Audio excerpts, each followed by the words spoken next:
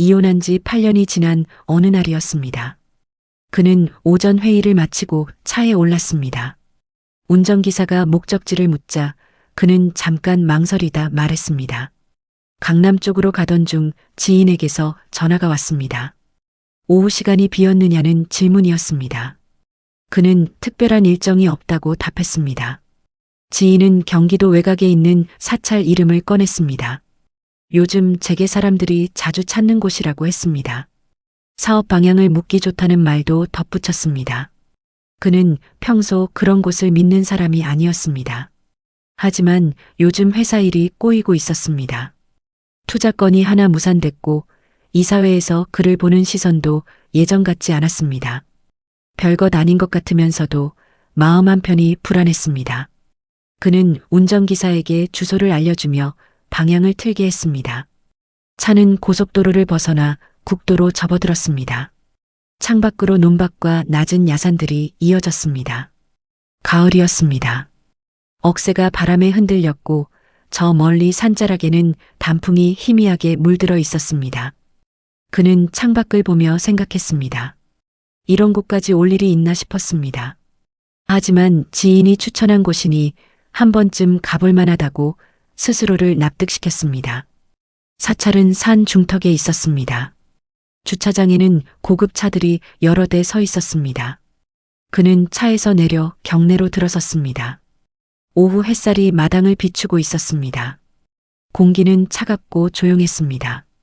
법당 쪽에서 목탁 소리가 들렸습니다. 그는 천천히 걸으며 주변을 둘러보았습니다. 마당 한쪽에 사람들이 모여 있었습니다. 5-6명쯤 되어 보였습니다. 나이 지긋한 사람들이 대부분이었습니다. 그들은 낮은 목소리로 이야기를 나누고 있었습니다. 그 중심에 한 사람이 앉아 있었습니다. 흰 한복을 입은 여자였습니다. 고개를 숙인 채 누군가의 손을 잡고 있었습니다. 그는 그 모습을 보며 속으로 생각했습니다. 무당인가 보다. 요즘 이런 곳도 유행이라는 말을 들은 적이 있었습니다. 재계 사람들 사이에서 점을 보러 다니는 일이 흔하다는 이야기도 들었습니다. 그는 별 관심 없이 시선을 돌리려다가 문득 멈칫했습니다. 여자의 옆모습이 낯익었습니다. 그는 몇 걸음 더 가까이 다가갔습니다. 사람들 사이로 조금 더 또렷하게 보였습니다. 여자는 여전히 고개를 숙인 채 상대의 손을 보고 있었습니다. 말은 하지 않았습니다. 그저 듣고 있을 뿐이었습니다. 그 순간 그는 알아차렸습니다. 전처였습니다. 그는 그 자리에서 발을 멈췄습니다. 심장이 이상하게 뛰었습니다. 웃어야 할지 놀라야 할지 판단이 서지 않았습니다. 그는 천천히 숨을 고르며 여자를 다시 보았습니다. 분명했습니다. 8년 전 집을 나간 그 여자가 맞았습니다. 무당이 됐다고? 그 생각이 머릿속을 스쳤습니다. 그는 웃으려다가 이상하게 가슴이 먼저 조여왔습니다. 감정이 복잡했습니다. 비웃고 싶으면서도 한편으로는 뭔가 불편했습니다. 그는 그 자리에 서서 한동안 그녀를 지켜봤습니다. 그는 재벌가 사위로 불리던 남자였습니다. 결혼은 30살 때 했습니다. 집안끼리 아는 사이였고 조건도 괜찮았습니다. 상대 집안은 오래된 집안은 아니었지만 교육을 잘 받은 사람들이었습니다. 여자는 조용했습니다. 말수가 적었고 주장도 거의 하지 않았습니다. 그는 그게 좋았습니다. 집안 어른들도 만족스러워했습니다. 결혼 초반에는 큰 문제가 없었습니다. 여자는 집안일을 잘했고 시댁과의 관계도 무난하게 유지했습니다. 그는 회사 일에 집중했습니다. 매일 늦게 들어왔고 주말에도 골프 약속이 잦았습니다. 여자는 불평하지 않았습니다. 아이는 결혼 3년 차에 생겼습니다. 딸이었습니다. 시댁에서는 아들을 원했지만 여자는 아무 말도 하지 않았습니다. 그도 별로 신경 쓰지 않았습니다. 다음에 또 낳으면 된다고 생각했습니다. 그런데 사업이 조금씩 흔들리기 시작했습니다. 투자했던 거니 예상과 다르게 흘러갔고 회사 실적도 기대에 못 미쳤습니다. 이사회에서는 그를 압박했습니다. 장인은 말은 안 했지만 표정에서 실망이 느껴졌습니다. 스트레스는 집으로 향했습니다. 그는 퇴근 후 집에 들어서면 짜증부터 났습니다.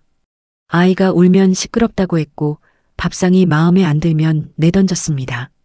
여자는 그때도 말이 없었습니다. 그저 치우고 다시 준비했습니다. 그는 그 침묵을 무능으로 받아들였습니다. 너는 왜 아무 말도 안 해? 그가 물었을 때 여자는 그저 고개를 숙였습니다. 할 말이 없으면 그냥 있어. 그는 그렇게 말하고는 방문을 닫았습니다. 아이 문제도 전부 그녀 몫이었습니다. 유치원 선택, 학원 등록, 부모 상담, 모든 게 그녀가 처리했습니다. 그는 바쁘다는 이유로 한 번도 참석하지 않았습니다. 시댁 행사도 마찬가지였습니다. 제사, 명절, 집안 모임, 그녀는 혼자 준비하고 혼자 치렀습니다. 그는 가끔 생각했습니다. 이 여자는 정말 아무것도 원하는 게 없는 사람이라고. 불평도 없고 요구도 없으니 편하긴 했습니다. 하지만 한편으로는 답답했습니다. 뭔가 반응이 있어야 대화라도 되는데 그녀는 늘 같은 표정이었습니다. 회사 일은 더 꼬였습니다. 주요 거래처와의 계약이 깨졌고 새로운 투자 유치도 실패했습니다. 이사회는 그를 질책했고 장인은 더 이상 그를 믿지 않는다는 말을 돌려서 전했습니다. 그는 술을 마시고 집에 들어왔습니다. 여자는 거실에서 TV를 보고 있었습니다. 그는 소파에 털썩 앉으며 말했습니다. 너 때문에 이렇게 됐어. 여자는 고개를 돌렸습니다. 표정은 읽을 수 없었습니다. 집안도 제대로 못 챙기고 아이도 하나밖에 못 낳고 너 도대체 뭐 하는 거야? 여자는 입을 열지 않았습니다. 넌 내 인생에 도움이 안 돼.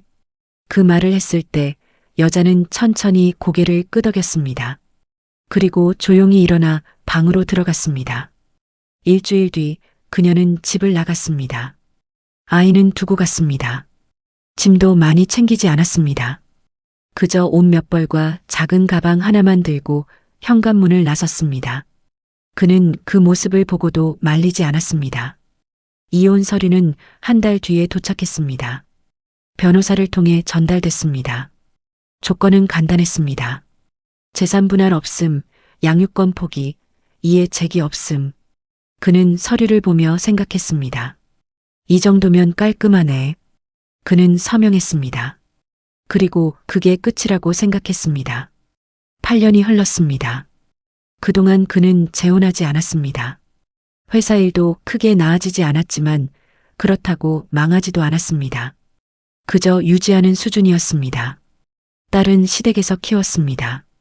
그는 한 달에 한두 번 얼굴을 보는 정도였습니다. 전처에 대해서는 거의 생각하지 않았습니다. 가끔 문득 떠오를 때가 있었지만 그냥 지나갔습니다. 어디서 뭐라고 사는지 궁금하지도 않았습니다. 그런데 지금 그 여자가 눈앞에 있었습니다. 흰 한복을 입고 사람들 앞에서 손을 잡아주고 있었습니다. 무당처럼 보였습니다. 아니, 무당이 맞을 것입니다. 그렇지 않고서야 이런 자리에 있을 이유가 없었습니다. 그는 속으로 웃음이 나왔습니다.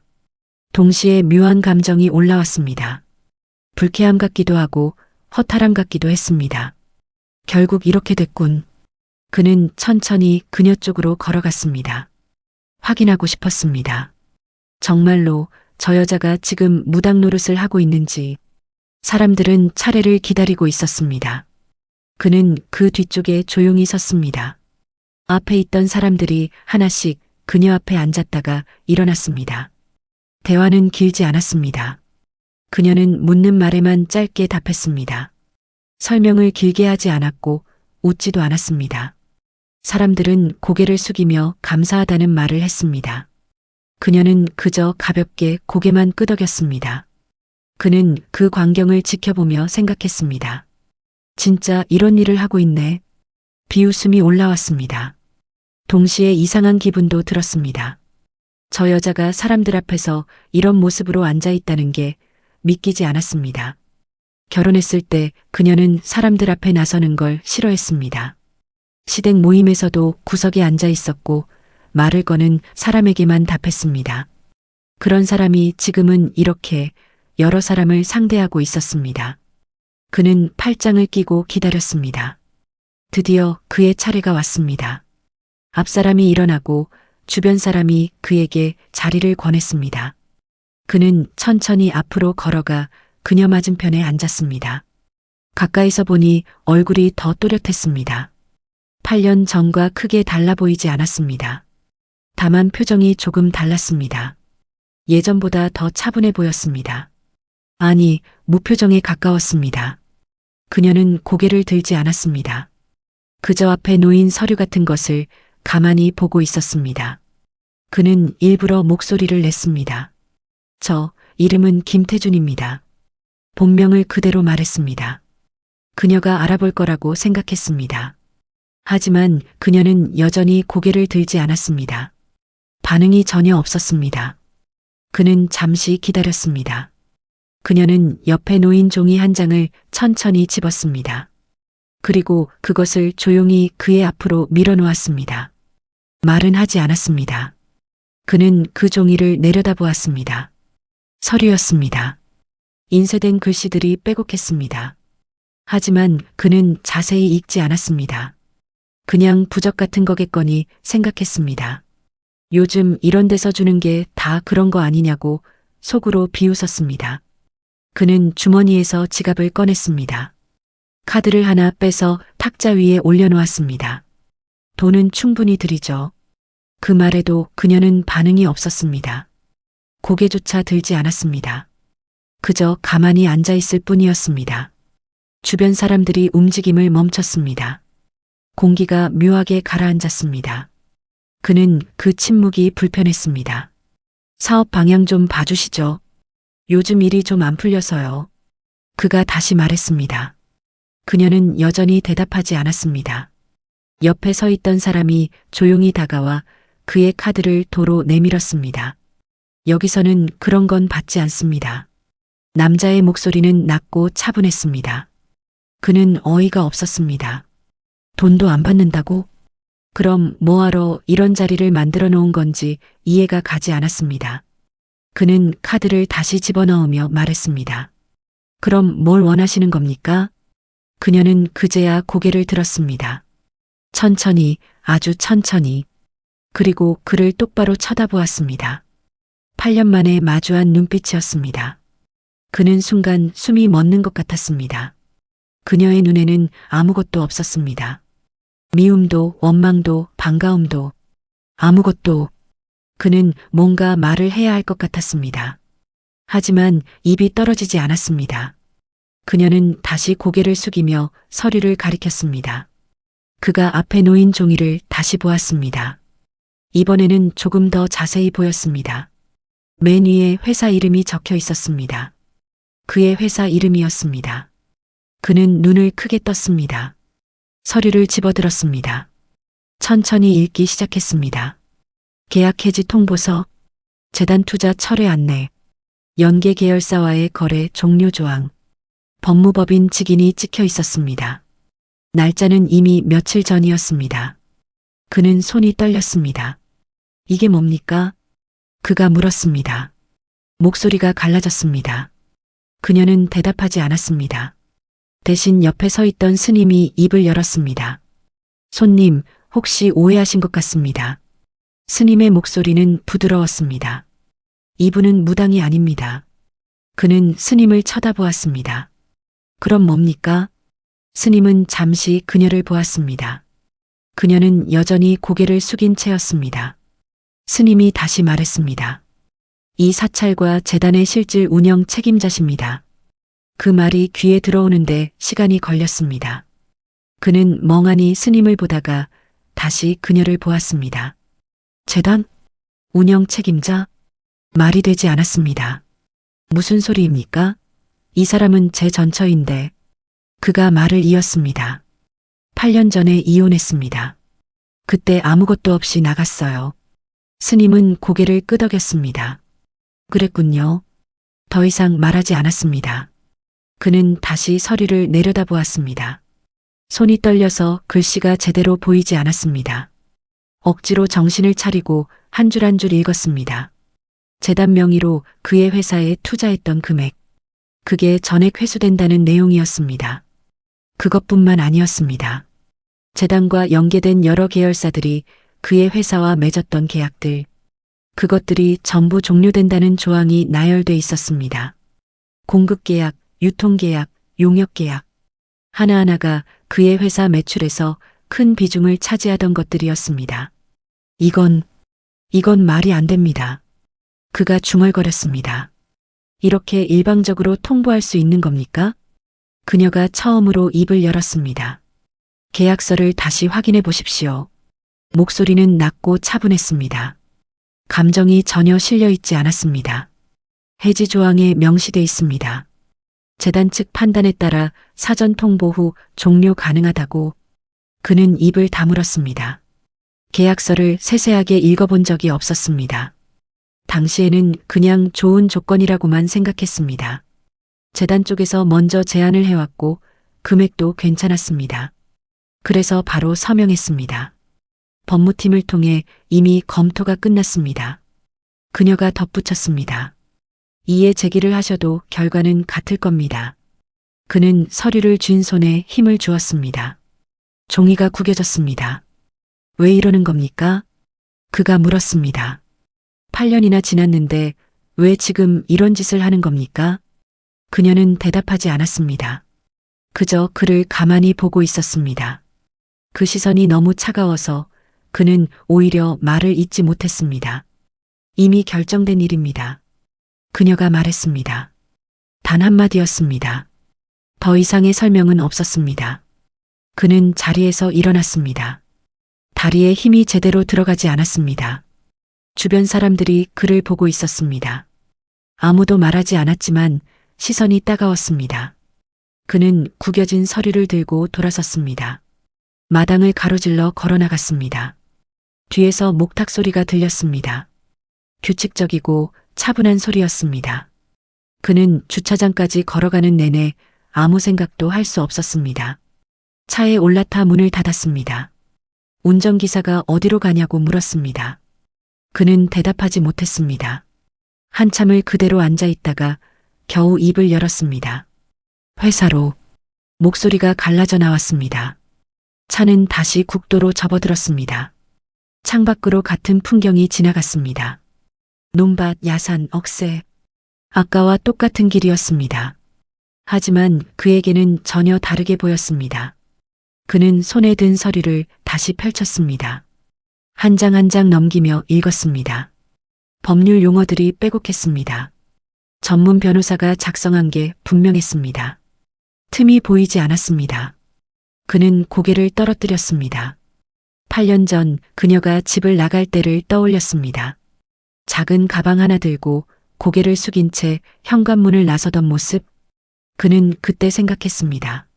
저 여자는 아무것도 아니야. 재산도 포기했고 아이도 두고 갔고 아무 조건도 내걸지 않았습니다. 그래서 그는 안심했습니다. 깔끔하게 끝났다고 생각했습니다. 하지만 지금 보니 그게 아니었습니다. 그녀는 사라진 게 아니었습니다. 다른 곳으로 이동했을 뿐이었습니다.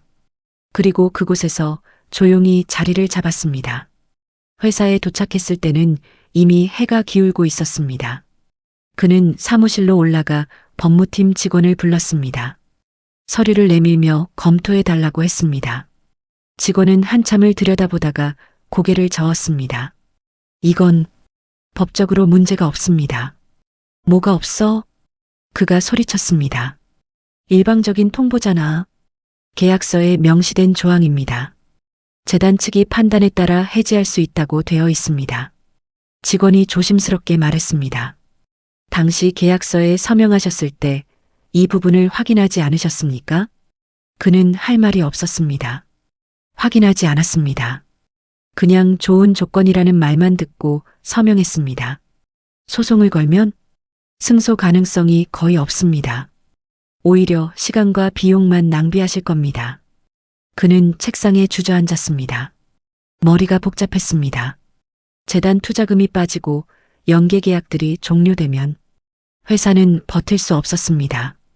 이미 다른 곳에서도 적자가 나고 있었습니다. 이건 결정타였습니다. 그날 밤 그는 집에 가지 않았습니다. 사무실에 그대로 남아 있었습니다. 책상 위에는 서류들이 흩어져 있었습니다. 재무보고서, 계약서 사본, 법무 검토 의견서 하나하나 다시 읽어봤지만 답은 나오지 않았습니다. 창밖은 어두웠습니다. 빌딩 불빛들만 깜빡이고 있었습니다. 그는 의자에 기대앉아 천장을 바라봤습니다. 8년 전 일들이 떠올랐습니다. 결혼 초기 그녀가 처음 집에 왔을 때 짐이 많지 않았습니다. 옷가지 몇 개, 책 몇 권, 그게 전부였습니다. 시댁 식구들이 그걸 보고 수군거렸습니다. 살림 미천이 별로 없네. 그도 그렇게 생각했습니다. 가진 게 없는 사람이라고. 그래서 더 함부로 대했는지도 몰랐습니다. 그녀는 불평하지 않았습니다. 시댁 행사 때마다 주방 일을 했습니다. 명절이면 새벽부터 일어나 음식을 준비했습니다. 시어머니는 음식간이 맞지 않는다고 핀잔을 주곤 했습니다.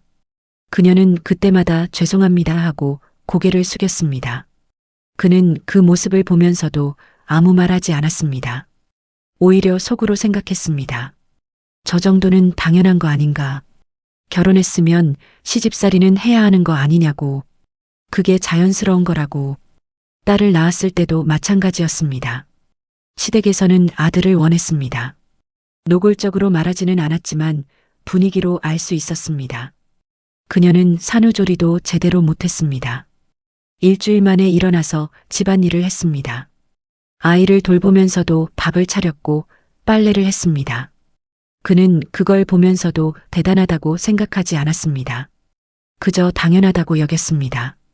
여자니까, 엄마니까, 아내니까 그런 일을 하는 게 맞다고 생각했습니다. 회사 일이 틀어지기 시작한 건 그 무렵이었습니다. 투자했던 건이 하나 무산됐습니다. 예상했던 수익이 나오지 않았습니다. 이사회에서는 그를 질책했습니다. 장인도 실망한 표정을 감추지 않았습니다. 스트레스는 점점 쌓여갔습니다. 그는 밤늦게 술을 마시고 들어왔습니다. 집에 들어서면 거실에 불이 켜져 있었습니다. 그녀가 TV를 보고 있거나 아이 옷을 개고 있었습니다.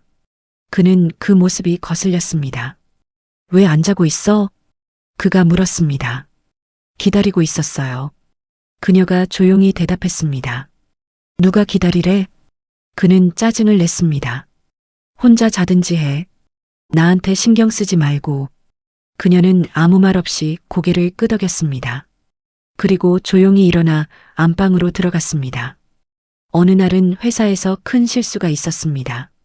그의 실수는 아니었지만 책임은 그에게 돌아왔습니다. 이사회는 그를 불러 질책했습니다. 장인은 차가운 시선으로 그를 바라봤습니다. 이런 식으로 일하면 안 돼. 그 말 한마디가 그를 짓눌렀습니다. 그는 퇴근도 하지 않고 술집으로 갔습니다. 혼자 소주를 몇 병 마셨습니다. 취해서 집에 돌아왔을 때는 이미 자정이 넘어 있었습니다. 현관문을 열고 들어서는데 아이 우는 소리가 들렸습니다. 그녀가 아이를 안고 달래고 있었습니다. 시끄러워. 그가 말했습니다. 조용히 좀 해. 열이 좀 있어서요. 조금만 참아주세요. 그녀가 작은 목소리로 말했습니다. 병원은 갔어? 내일 데려가려고요. 왜 오늘 안 갔어? 당신이 차를 가지고 나가셔서. 그는 소파에 털썩 앉았습니다. 택시 타든지 하지. 왜 나한테 따지는 거야? 그녀는 더 이상 말하지 않았습니다. 아이를 안은 채 조용히 방으로 들어갔습니다. 그는 그런 식으로 그녀를 대했습니다. 매일 조금씩 계속해서 사소한 일에도 짜증을 냈고 자신의 스트레스를 그녀에게 풀었습니다. 그녀는 한 번도 대꾸하지 않았습니다. 그저 듣고 받아들이고 조용히 처리했습니다. 그는 그게 그녀의 성격이라고 생각했습니다. 원래 말이 없는 사람이라고, 순한 사람이라고, 그래서 더 함부로 대해도 괜찮다고 생각했습니다. 하지만 지금 생각해보니 그게 아니었던 것 같았습니다. 그녀는 말이 없었던 게 아니라 말을 하지 않기로 선택했던 것이었습니다. 대꾸해봤자 소용없다는 걸 알았기 때문에, 설명해봤자 들어주지 않을 거라는 걸 알았기 때문에, 그래서 침묵했던 것이었습니다. 그는 사무실 창밖을 내다보았습니다. 새벽이 가까워지고 있었습니다. 하늘이 조금씩 밝아지고 있었습니다. 그는 핸드폰을 꺼내 들었습니다. 법무팀 직원에게 메시지를 보냈습니다. 재단 측과 협상 가능한지 알아봐 주세요. 답장은 몇 시간 뒤에 왔습니다. 재단 측에서 협상 의사 없다고 합니다.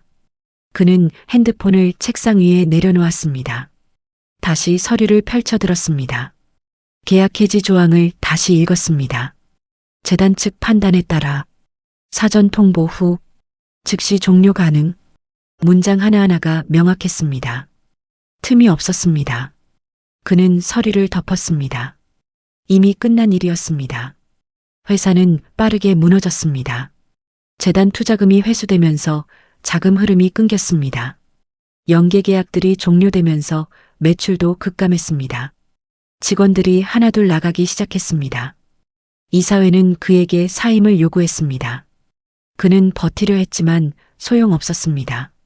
한 달도 안 돼서 그는 사무실에서 나와야 했습니다. 개인 짐을 챙겨 박스에 담았습니다. 사진 몇 장, 책 몇 권, 명함 케이스. 그게 전부였습니다. 경비원이 그를 배웅했습니다. 수고하셨습니다. 그 말이 마지막 인사였습니다. 그는 박스를 들고 건물을 나섰습니다. 주차장에 차가 없었습니다. 회사 차였기 때문에 반납했습니다. 그는 박스를 들고 지하철역으로 걸어갔습니다. 사람들이 그를 스쳐 지나갔습니다. 아무도 그를 알아보지 못했습니다. 그는 그저 박스를 든 중년 남자일 뿐이었습니다. 집에 돌아왔을 때 시어머니가 기다리고 있었습니다. 거실에 앉아 팔짱을 끼고 있었습니다. 들었어? 시어머니가 말했습니다. 회사 그만뒀다며? 네. 그는 짧게 대답했습니다. 이제 어쩔 거야? 알아보고 있습니다. 알아보긴 뭘 알아봐. 나이가 몇인데. 시어머니의 목소리는 차가웠습니다. 애는? 애요? 우리 손녀. 내가 키울 수 있겠어? 그는 입을 다물었습니다. 당분간 우리가 데리고 있을게. 내가 정리될 때까지. 시어머니는 일어서며 말했습니다. 빨리 정리해. 이 꼴로 언제까지 있을 건 아니잖아. 그리고 현관문을 나갔습니다. 그는 거실에 혼자 남았습니다. 박스가 바닥에 놓여 있었습니다. 그는 그 옆에 주저앉았습니다. 며칠 뒤 그는 작은 원룸으로 이사했습니다. 짐이 많지 않아서 한 번에 옮길 수 있었습니다. 방은 좁았습니다. 창문도 작았습니다. 햇빛이 잘 들지 않았습니다. 그는 짐을 풀지 않고 그냥 바닥에 앉았습니다. 핸드폰을 켰습니다. 연락처를 하나씩 내려보았습니다. 예전에 알던 사람들 이름이 쭉 나열돼 있었습니다. 하지만 전화할 사람은 없었습니다. 그는 핸드폰을 내려놓았습니다. 창밖을 보았습니다. 맞은편 건물이 보였습니다. 낡은 건물이었습니다. 페인트가 벗겨진 외벽, 녹슨 난간. 그는 그 풍경을 멍하니 바라봤습니다. 한동안 그는 아무것도 하지 않았습니다. 구직 사이트를 들어가 보기는 했지만 지원할 만한 곳이 없었습니다. 나이도 많았고 경력도 애매했습니다. 재벌가 사위였다는 이력은 오히려 독이 됐습니다. 사람들은 그를 경계했습니다. 왜 이런데 지원하셨어요? 면접에서 받은 질문이었습니다. 그는 대답하지 못했습니다. 결국 면접도 몇 번 보다가 그만뒀습니다. 그냥 집에 있었습니다. 하루 종일 누워 있거나 TV를 봤습니다. 뉴스에서는 재계 소식이 나왔습니다. 아는 이름들이 보였습니다. 예전에 같이 골프 치던 사람들이었습니다. 지금은 연락도 하지 않는 사람들이었습니다. 그는 채널을 돌렸습니다. 어느 날 딸에게서 전화가 왔습니다. 아빠, 목소리가 작았습니다. 응. 할머니가 나보고 엄마한테 연락하래. 뭐? 엄마 번호 알아? 그는 잠시 말을 잇지 못했습니다. 아빠는 모르니? 몰라. 그럼 어떡해? 딸의 목소리에 실망이 묻어났습니다. 할머니가 나보고 알아보래. 왜 갑자기 엄마 얘기가 나와? 학교에서 서류 필요한데 엄마 서명이 있어야 한대. 아빠가 대신하면 안 돼? 친권이 엄마한테 있대. 할머니가 그랬어. 그는 입을 다물었습니다. 친권. 이혼할 때 그녀가 포기했다고 생각했습니다. 하지만 서류를 다시 확인해 보니 친권은 공동이었습니다. 그가 착각했던 것이었습니다. 아빠, 엄마 어디 있어? 모르겠다. 정말? 응. 딸은 한숨을 쉬었습니다. 알았어. 끊을게. 전화가 끊겼습니다. 그는 핸드폰을 들고 한참을 앉아 있었습니다. 그는 변호사 사무실을 찾아갔습니다. 이혼 당시 서류를 작성했던 곳이었습니다. 변호사는 그를 기억했습니다. 오랜만입니다. 인사를 건넸지만 표정은 차가웠습니다. 전처 연락처 좀 알 수 있을까요? 그가 물었습니다. 개인정보라 드릴 수 없습니다. 변호사는 단칼에 거절했습니다. 급한 일이 있어서요. 아이 문제로. 그렇다 해도 본인 동의 없이는 불가능합니다. 변호사는 서류를 정리하며 말했습니다. 다른 방법을 찾아보시죠. 그는 더 이상 말하지 못했습니다. 사무실을 나와 길을 걸었습니다. 어디로 가야 할지 알 수 없었습니다. 결국 그는 다시 그 사찰을 찾아갔습니다. 혼자였습니다. 이번에는 차가 없어서 버스를 타고 갔습니다. 2번을 갈아타야 했습니다. 몇 시간이 걸렸습니다. 사찰에 도착했을 때는 오후였습니다. 마당은 지난번처럼 조용했습니다. 사람들이 몇 명 있었습니다. 그녀는 보이지 않았습니다. 그는 주변을 둘러보다가 스님 한 분을 발견했습니다. 다가가서 물었습니다. 저기 지난번에 뵀던 분 계신가요? 스님은 그를 보더니 고개를 저었습니다. 오늘은 안 계십니다. 언제 오시나요? 일정이 정해진 게 아니라서요. 스님은 친절했지만 더 이상 알려주지 않았습니다. 그는 마당 한쪽에 앉아 기다렸습니다. 해가 기울었습니다. 사람들이 하나둘 돌아갔습니다.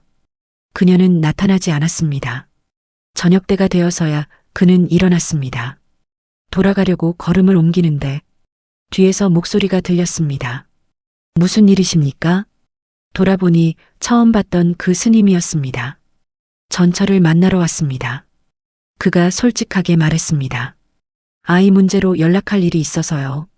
스님은 잠시 그를 보다가 말했습니다. 여기 연락처 남기고 가시죠. 전달해 드리겠습니다. 직접 만나고 싶습니다. 본인이 원하시면 연락하실 겁니다. 스님은 종이와 펜을 건넸습니다. 그는 이름과 번호를 적었습니다. 그리고 사찰을 나왔습니다. 일주일이 지났습니다. 연락은 오지 않았습니다. 그는 매일 핸드폰을 확인했습니다. 부재중 전화도 없었고 문자도 없었습니다. 딸에게서 다시 전화가 왔습니다. 아빠, 서류 어떻게 돼? 아직이야. 언제까지 기다려야 돼? 목소리에 짜증이 섞여 있었습니다. 조금만 기다려봐. 할머니가 빨리 하래. 알았어. 전화를 끊고 나서 그는 다시 사찰로 전화를 걸었습니다. 연결음만 길게 울렸습니다. 받는 사람은 없었습니다. 2주가 지났습니다. 그는 다시 사찰을 찾아갔습니다. 이번에도 버스를 타고 갔습니다. 도착했을 때는 비가 내리고 있었습니다. 가랑비였습니다. 마당은 젖어 있었습니다. 사람은 아무도 없었습니다. 그는 처마 밑에 서서 비를 피했습니다. 한참을 기다렸습니다. 스님 한 분이 지나가다 그를 보았습니다. 또 오셨군요. 지난번 그 스님이었습니다. 연락이 안 와서요. 전달은 했습니다. 그런데 왜 연락이 없습니까? 스님은 잠시 망설이다가 말했습니다. 본인이 원치 않으시는 것 같습니다. 그 말에 그는 할 말을 잃었습니다. 아이 문제라고 전하셨습니까? 네. 그런데도요? 네. 스님은 더 이상 말하지 않았습니다. 그냥 조용히 고개를 숙이고 지나갔습니다. 그는 빗속에 그대로 서 있었습니다. 처마 밖으로 빗줄기가 떨어졌습니다. 땅에 닿으면서 작은 물웅덩이를 만들었습니다. 그는 그걸 멍하니 바라봤습니다. 원치 않는다. 그 말이 계속 맴돌았습니다. 아이 문제인데도, 서류가 필요한데도 그녀는 연락조차 하지 않았습니다. 그는 비로소 깨달았습니다. 그녀에게 자신은 이미 존재하지 않는 사람이라는 것을. 집으로 돌아오는 길, 버스 안에서 그는 창밖을 보았습니다. 빗물이 유리창을 타고 흘러내렸습니다. 흐릿하게 보이는 풍경, 지나가는 건물들, 가로수들, 사람들, 모든 게 멀게 느껴졌습니다. 그는 8년 전을 떠올렸습니다. 그녀가 집을 나가던 날, 비가 왔었습니다. 그날도 이렇게 가랑비가 내렸습니다. 그녀는 우산도 쓰지 않았습니다. 그냥 작은 가방 하나 들고 빗속을 걸어 나갔습니다. 그는 창문 너머로 그 모습을 봤습니다. 하지만 나가지 않았습니다. 말리지도 않았습니다. 그냥 지켜만 봤습니다. 그리고 지금 그는 혼자 빗속을 걷고 있었습니다. 버스에서 내려 원룸까지 걸어가는 길, 우산이 없었습니다. 옷이 젖었습니다. 머리에서 물이 흘러내렸습니다. 하지만 그는 걸음을 멈추지 않았습니다. 천천히 그저 앞으로만 걸었습니다. 원룸에 도착했을 때 온몸이 젖어 있었습니다. 그는 옷을 벗어 걸어두고 바닥에 주저앉았습니다. 핸드폰을 꺼내 들었습니다. 화면에는 아무 알림도 없었습니다. 그는 핸드폰을 내려놓았습니다. 몇 달이 흘렀습니다. 그의 이름은 재계기사에서 사라졌습니다. 예전에 함께 일했던 사람들, 골프를 치던 사람들, 모임에서 만났던 사람들, 아무도 연락하지 않았습니다. 그는 그들도 잊었습니다. 작은 일을 몇 개 구했습니다. 단기 아르바이트였습니다. 공사장에서 자재를 나르거나 편의점에서 야간 근무를 했습니다. 급여는 적었지만 그럭저럭 생활할 수는 있었습니다.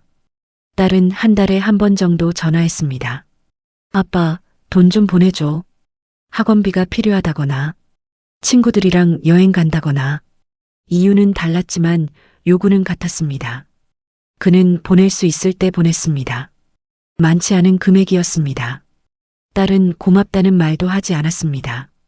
그냥 받았어 하고 전화를 끊었습니다. 그는 그것도 괜찮다고 생각했습니다. 적어도 연락은 하니까. 어느 날 우연히 인터넷 기사를 보게 됐습니다. 재단 관련 기사였습니다. 경기도 소재 불교재단이 지역 복지 사업에 큰 금액을 기부했다는 내용이었습니다. 기사 말미에 재단 이름이 나왔습니다. 그 사찰 이름이었습니다. 그는 기사를 천천히 읽었습니다. 재단 운영진 명단도 나와 있었습니다. 이사장, 이사들, 그리고 실무 책임자. 그녀의 이름은 없었습니다. 하지만 그는 알았습니다. 실질 운영 책임자라는 건 이름을 드러내지 않는다는 뜻이라는 걸. 그는 기사를 읽으며 생각했습니다. 8년 전 그녀가 집을 나갔을 때 아무것도 가져가지 않았다고 생각했습니다. 하지만 그게 아니었습니다. 그녀는 다른 걸 가지고 나갔습니다. 시간, 침묵 속에서 쌓았던 계획, 아무에게도 말하지 않았던 준비. 그녀는 집을 나간 게 아니라 다른 곳으로 이동했던 것이었습니다. 그리고 그곳에서 조용히 그러나 확실하게 자리를 잡았습니다. 그는 노트북을 덮었습니다. 창밖을 보았습니다. 날씨가 맑았습니다. 햇살이 건물 사이로 비쳤습니다. 그는 한참을 그렇게 앉아 있었습니다. 무슨 생각을 하는 건지 스스로도 잘 모르겠습니다. 그냥 멍하니 창밖만 바라봤습니다. 지금 사찰 마당에서는 오늘도 사람들이 줄을 섭니다. 그녀는 여전히 그 자리에 앉아 있습니다. 흰 한복을 입고 고개를 숙인 채 묻는 말에만 답합니다. 설명은 하지 않습니다. 사람들은 그녀를 선생님이라 부릅니다. 존중의 의미였습니다. 그녀는 그 호칭에 반응하지 않습니다. 그저 일을 할 뿐입니다. 재단 운영, 복지사업 검토, 투자 계획 수립, 모든 걸 조용히 처리합니다. 문서는 정확했습니다. 숫자는 틀림이 없었습니다. 법률 검토는 완벽했습니다. 그녀는 실수하지 않았습니다. 감정을 섞지 않았습니다. 필요한 일만 했습니다. 사람들은 그녀를 신뢰했습니다. 말이 적어서, 과장하지 않아서, 약속을 지켜서, 저녁이 되면 사람들이 돌아갑니다. 마당이 비워집니다. 그녀는 마지막까지 남아 있습니다. 서류를 정리하고, 다음날 일정을 확인하고, 조용히 문을 닫습니다. 스님들이 저녁 예불을 드립니다. 목탁 소리가 들려옵니다. 규칙적이고 차분한 소리입니다. 그녀는 그 소리를 들으며 천천히 걸어갑니다. 어디론가. 그는 더 이상 그녀를 찾지 않습니다. 연락도 하지 않습니다. 딸에게도 물어보지 않습니다. 그냥 살아갑니다. 하루하루 주어진 일을 하고 밤이 되면 잠을 잡니다. 가끔 문득 그녀가 떠오를 때가 있습니다. 하지만 오래 생각하지 않습니다. 그냥 지나갑니다. 계절이 바뀌었습니다. 가을이 지나고 겨울이 왔습니다. 거리에 눈이 내렸습니다. 그는 창문 너머로 눈을 보았습니다. 하얗게 쌓이는 눈, 조용히 내리는 눈. 그는 그 풍경을 보며 생각했습니다. 아무 생각도 하지 않으려고 했지만 자꾸 떠올랐습니다. 8년 전 겨울, 그녀가 집을 나가던 날도 눈이 내렸었습니다. 그는 눈을 감았습니다. 깊게 숨을 들이쉬었습니다. 그리고 다시 눈을 떴습니다. 창밖에 눈은 계속 내리고 있었습니다. 그는 자리에서 일어났습니다. 외투를 입었습니다. 밖으로 나갔습니다. 눈을 맞으며 걸었습니다. 어디로 가는지 목적지는 없었습니다. 그냥 걸었습니다. 사찰 마당에도 눈이 내렸습니다. 하얗게 쌓였습니다. 그녀는 처마 밑에 서서 눈을 보았습니다. 조용했습니다. 세상이 하얗게 덮여갔습니다. 그녀는 그 풍경을 가만히 보았습니다. 표정은 없었습니다. 감정도 읽히지 않았습니다. 그저 보고 있을 뿐이었습니다. 시간은 흘렀습니다. 8년이 지났고 또다시 시간이 흐르고 있었습니다. 두 사람은 각자의 자리에 있었습니다. 만나지 않았습니다. 연락하지 않았습니다. 서로를 찾지 않았습니다. 그렇게 조용히 시간은 계속 흘렀습니다.